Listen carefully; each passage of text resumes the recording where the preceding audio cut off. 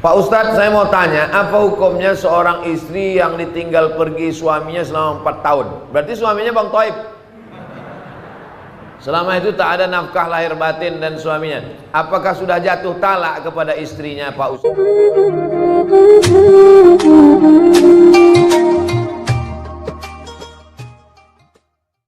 Ustadz Abdul Somad, dulu saya ahli maksiat. Alhamdulillah sekarang sudah tobat. Alhamdulillah. Pertanyaannya, bolehkah saya menjadi imam sholat di masjid? Permisi lu sama pengurus.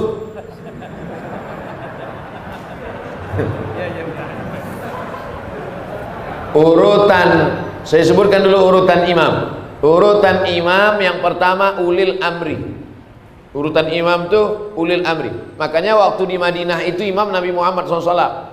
Sakit Nabi Muhammad, baru disuruh Nabi Abu Bakar jadi imam. Abu Bakar menjadi imam sampai meninggal, baru digantikan Sayyidina Umar. Umar meninggal, digantikan Sayyidina Utsman. Utsman meninggal, digantikan Sayyidina Ali. Pemimpin negeri sekaligus pemimpin sholat. Lalu kemudian imam yang kedua, imam ratib. Imam ratib, imam yang ditunjuk oleh negara. Kalau di Maroko imam itu PNS, ditulis pengumuman penerimaan imam. Kenapa begitu?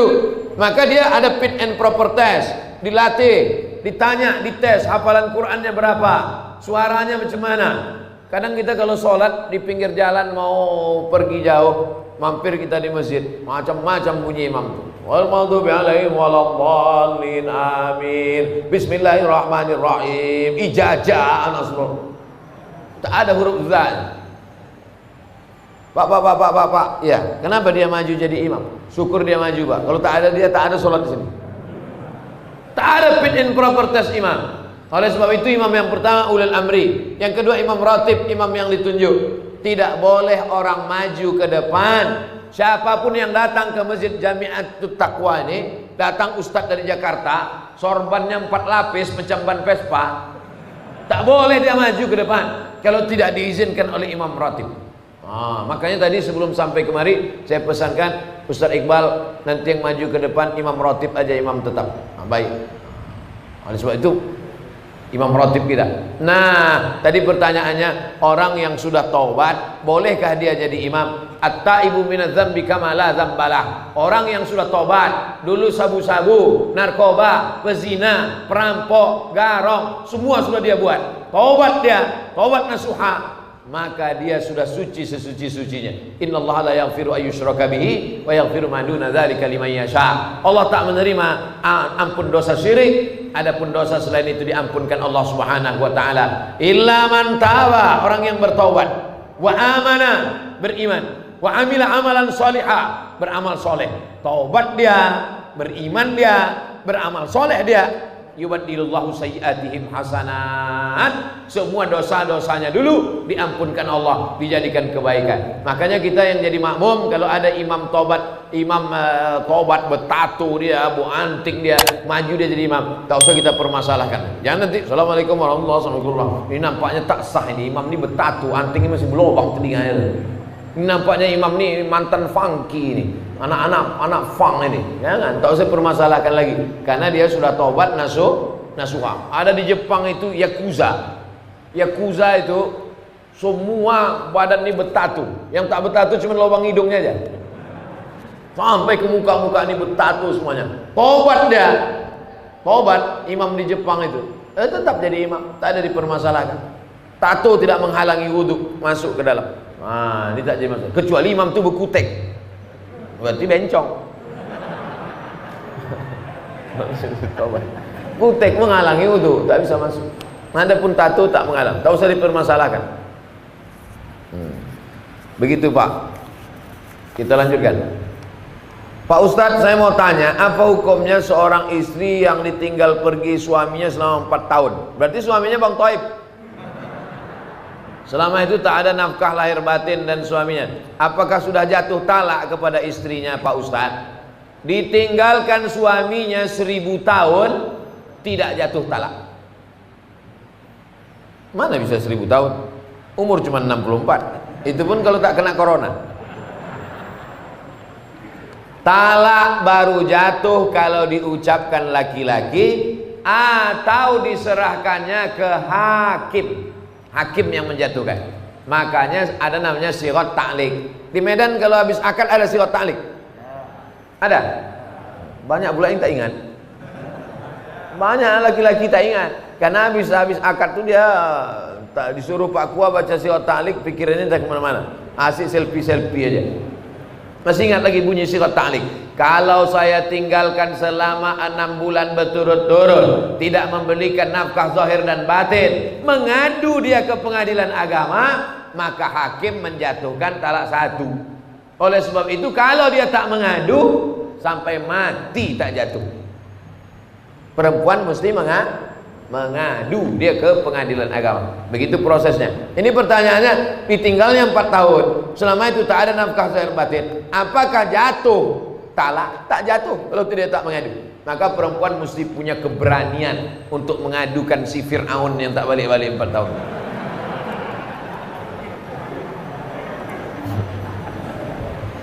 Apakah boleh dia menikah lagi dengan laki-laki lain? Lakinya tak balik 4 tahun, lalu diam-diam nikah dia sama laki-laki lain, berarti dia sudah poliandri. Banyak bini, poligami. Banyak laki, poliandri. Banyak tempat berobat, poliklinik. Banyak suara, poliponik. Dulu handphone poliponik. Masih ingat lagi? Besar-besar handphone, bisa melempar anjing. Nah, oleh sebab itu makanya kalau dia mau selesai, dia pergi ke pengadilan agama.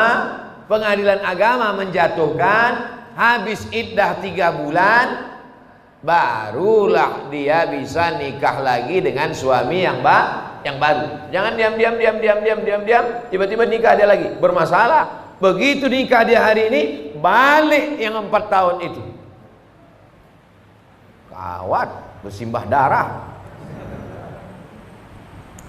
Apabila dia menikah lagi dengan laki lain, sahkah pernikahannya? Tidak sah, karena dia masih dalam ikatan dengan suami yang pertama. Mohon jawabannya Pak Ustaz. Udah aku jawab udah.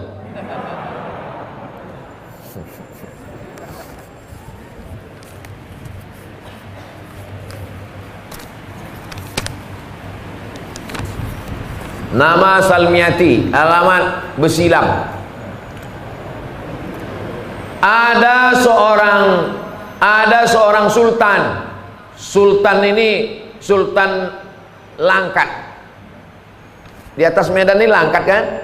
Sultan Langkat. Di bawah Langkat ini Sultan Delhi. Di bawah Delhi ini Sultan Serdang. Di bawah Serdang ini Sultan Asahan. Itu 4 kerajaan Melayu besar di Sumatera Timur. Eskos namanya, pantai timur. Langkat, Delhi, Serdang, Asahan. Sultan Langkat ini orangnya alim, namanya Sultan Musa. Sultan Musa ini ikut tarekat Naksabandiyah yang dibawa oleh Syekh Abdul Wahab Rokan. Lalu kemudian dikasihnya lah tanah luas.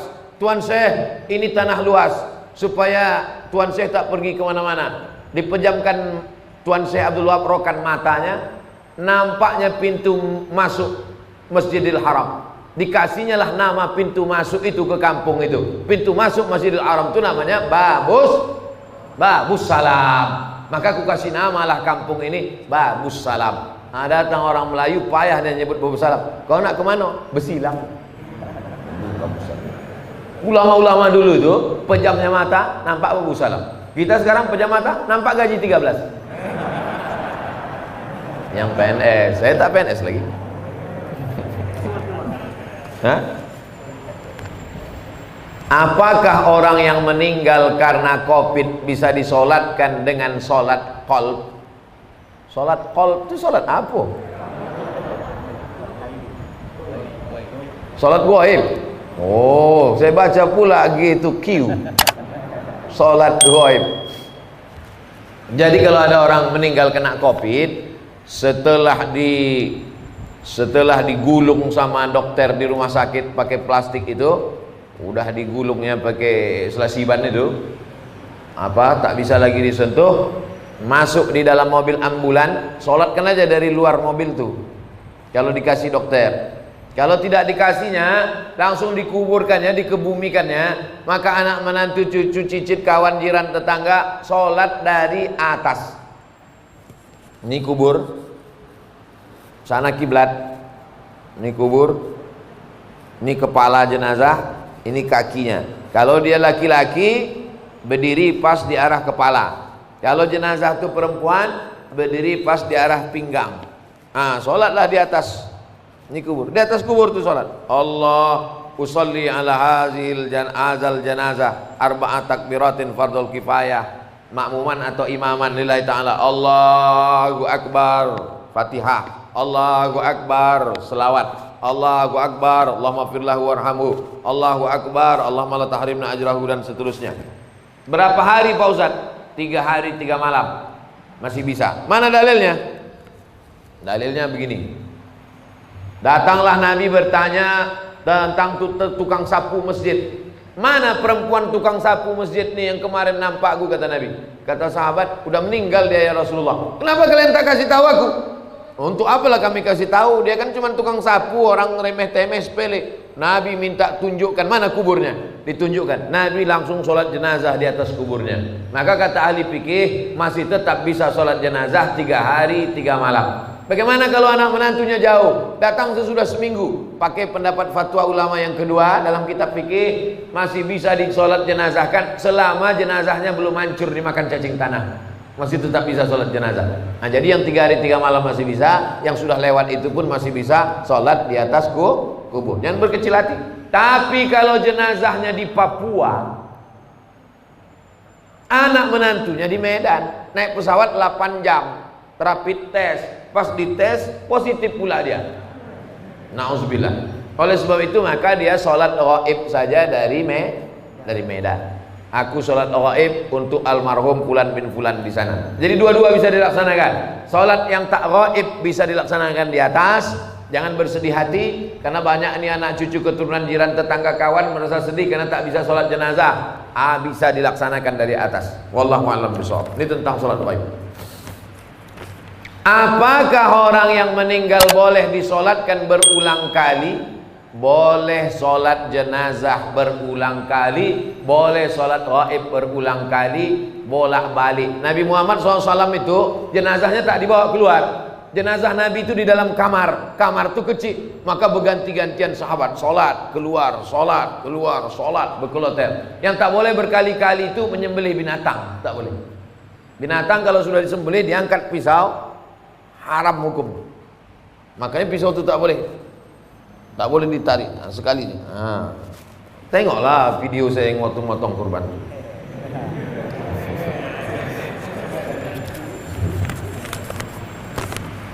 Ustadz, bagaimana kriteria takaran ikhlas dalam menjalankan tugas sebagai ibu dan istri dalam agama Islam? Ibu sebagai ibu, besarkan saja anak-anak ibu itu supaya ibu dapat amal jariah. Mak saya mengandung saya, menyusukan saya, melahirkan saya, meninggal dia. Sekarang saya ceramah hari ini nanti 3 kali, pagi, siang, sore. Macam makan obat ceramah ini. Mengalir pahalanya, lapang kuburnya. Walaupun dia tak pernah mengajar saya sampai S1, S2, S3, tapi dia menyuruh, sekolah kau nak. Dulu kalau pagi duduk depan rumah, lewat anak santri pesantren, apa kata dia? Kau mesti masuk pesantren. Begitu saya ada adiknya yang doktorandus, tamat dari IAIN, kau nanti mesti doktorandus. Begitu dia tahu ada orang sekolah di Makkah, kau nanti mesti sekolah ke Arab. Nah, jadi ibu kasih motivasi, serahkan pada Allah Ta'ala, mengalir pahalanya. Itu sebagai ibu. Ibu besarkan saja anak-anak itu lillahi ta'ala, maka dia pun akan menjadi anak soleh solehah, mengalir pahalanya. Ummuka, siapa lagi ya Allah? Ya Rasulullah, ummuka. Siapa lagi ya Rasulullah? Ummuka. Itu hebatnya ibu-ibu. Maka ibu, saya yakin dan percaya, ibu-ibu mengandung itu adalah ikhlas. Belum ada lagi saya baca berita ibu-ibu menuntut ke suaminya minta bayaran per hari mengandung sekian, belum ada. Itu menunjukkan dia ikhlas karena Allah SWT melahirkan meregang nyawa, menyusukan 2 tahun lamanya, mendidik anak. Man ala thalatha banatin, siapa yang membesarkan anak 3 orang anak perempuan, fa'addabahunna, dididiknya dengan baik, wa zawwajahunna, dinikahkannya dengan orang baik-baik, wa ahsana ilaihinna, dia buat baik sampai mati, falahul jannah, surgalah baginya. Insyaallah ibu-ibu yang hadir nih semuanya ibu-ibu yang ikhlas membesarkan anak-anak, insyaallah. Amin ya rabbal alamin. Standar ikhlas itu apa Pak Ustaz? Ikhlas itu tak ada yang tahu kecuali hanya ibu dengan Allah saja. Bapak pun tak tahu, malaikat pun tak tahu, apalagi saya tak tahu. Yang tahu itu hanya ibu dan Allah Subhanahu wa taala. Sama macam ceramah ini. Siapa yang tahu Ustaz Abdul Somad ini ikhlas atau tak ikhlas? Tak ada yang tahu. Saya hanya berusaha ikhlas. Makanya di antara doa, Allahumma ja'alna minal mukhlasin. Jadikan kami orang yang diikhlaskan, bukan orang ikhlas. Kalau orang ikhlas itu mukhlisin. Kita ini selalu ingin jadi mukhlasin. Mukhlis orang ikhlas, mukhlas orang yang diikhlaskan, dijadikan ikhlas. Kita tak mau mengaku-ngaku aku orang ikhlas. Aku adalah orang yang dijadikan ikhlas. Mudah-mudahan kita ini termasuk orang yang dijadikan ikhlas. Amin. Sehubungan dengan COVID-19 yang mewajibkan kita memakai masker saat aktivitas di luar rumah. Apa hukumnya jika kita sholat pakai masker?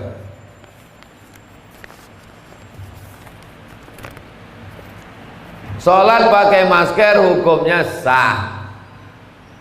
Tapi wajah tertutup Pak Ustadz, tak ada dalil mengatakan wajah tertutup sholat jadi batal. Apalagi karena pakai masker ini bukan gaya-gaya. Pakai masker ini karena darurat. Ad-darurat tubihul mahzurat. Darurat, emergensi, membolehkan sesuatu yang tak boleh. Andai tak boleh menutup wajah ini, tetap boleh karena darurat. Hidung tak menempel Pak Ustadz. Hidung menempel ke lantai bukan rukun, bukan syarat, bukan wajib. Menempelkan hidung ke lantai bukan rukun, bukan syarat, bukan wajib, tapi sunat. Seelok-elok, seabdol-abdolnya kening menempel, hidung menempel. Orang-orang Arab itu saya tengok tak terlalu susah dia menempelkan hidung, sikit aja. Kita mah payah kali ya. Coba tengok orang-orang Arab sembahyang, sikit aja kena. Kita terpaksa ditekuk baru kena. Menempelkan hidung ke lantai bukan rukun, bukan syarat, bukan wajib, sunat. Maka kalau meninggalkan sunat pun hanya makruh. Meninggalkan yang wajib haram, meninggalkan yang sunat makruh. Tapi karena darurat, ini dalam keadaan darurat. Yang darurat membolehkan, yang terlarang sekalipun boleh. Makan babi boleh apa tak boleh? Tak boleh. Kalau darurat boleh. Kenapa kau makan? Darurat. Pilihannya cuma dua, mati atau makan babi. Boleh kita pilih mati? Tak boleh. Makanlah babi itu sementara dapat pisang. Tapi udah datang pisang kan kau makan lagi. Kenapa kau makan ini? Darurat. Tapi ada pisang, enak pula kurasa. Tak boleh. Ustaz, saya ada utang dengan orang. Saya bayar utang saya. Tapi karena ada pandemi ini, pandemi itu wabah. Pandemi itu artinya wabah yang menyebar, itu pandemi.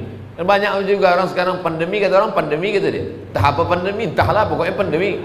Pandemi itu wabah yang menyebar. Saya ada utang dengan orang, saya mau bayar utang saya. Tapi karena pandemi ini pemasukan saya berkurang, jadi saya bayar semampu saya. Tapi orang ini selalu menyumpahi saya. Apakah sumpahnya itu dikabulkan Allah?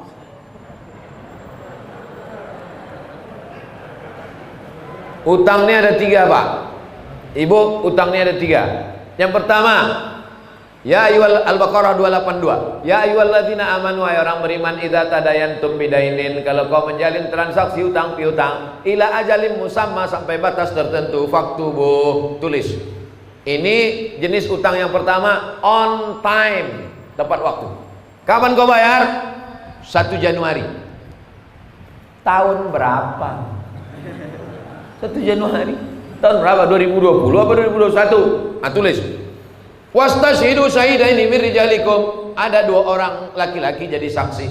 Illam yakuna rajulaini, kalau tak ada 2 orang laki-laki, farajulun, 1 orang laki-laki, wa imra'atani, 2 orang perempuan. Begitu tegasnya. Ayat paling panjang dalam Al-Qur'an, Al-Baqarah 282 tentang utang. Ini jenis yang pertama, on time.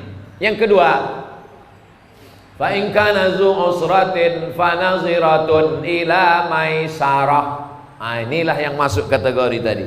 Kalau dia kesulitan karena pandemi, bisnisnya tak lancar, bangkrut, fanaziratun ila maisarah. Tunggulah sampai maisarah. Maisarah itu artinya mudah.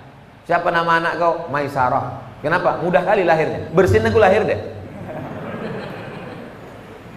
Fanaziratun ila maisarah. Tunggulah sampai dia mudah. Gimana? Kapan kau bayar?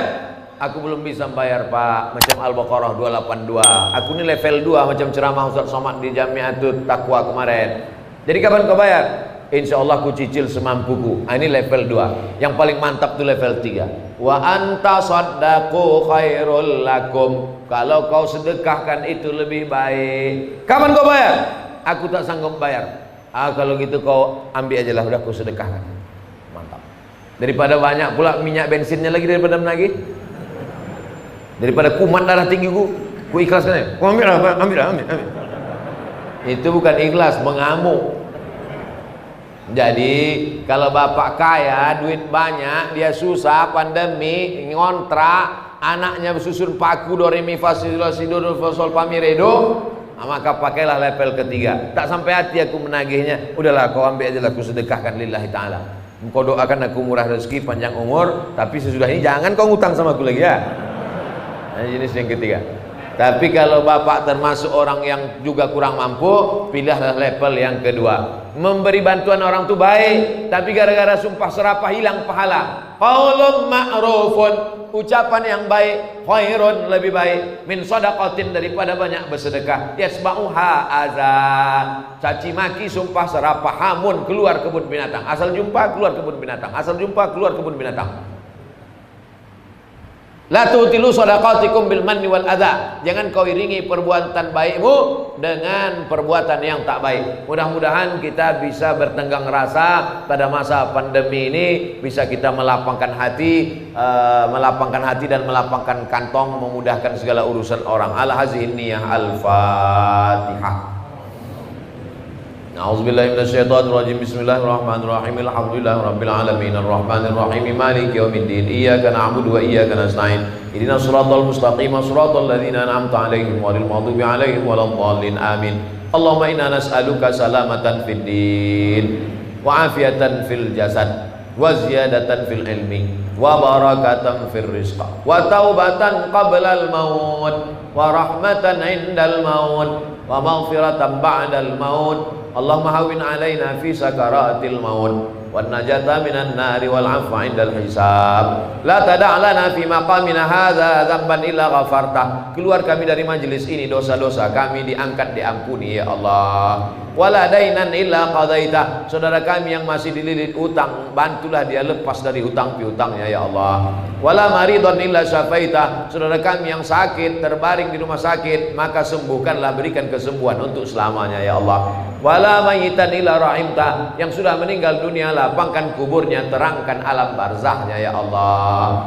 Rabbana atina fid dunya hasanah wa fil akhirati hasanah wa qina adzabannar. Wa sallallahu ala sayyidina wa maulana Muhammad wa ala alihi washabihi wasallam walhamdulillahi rabbil alamin. Taqabbalallahu minkum minna wa minkum taqabbal ya karim. Terima kasih segala perhatian. Mohon maaf segala kesilapan. Jangan lupa salat sunat isyraq 2 rakaat. Usolli sunnatal isyraq raka'ataini lillahi ta'ala. Wassalamualaikum warahmatullahi wabarakatuh. Jangan lupa subscribe, like, and share.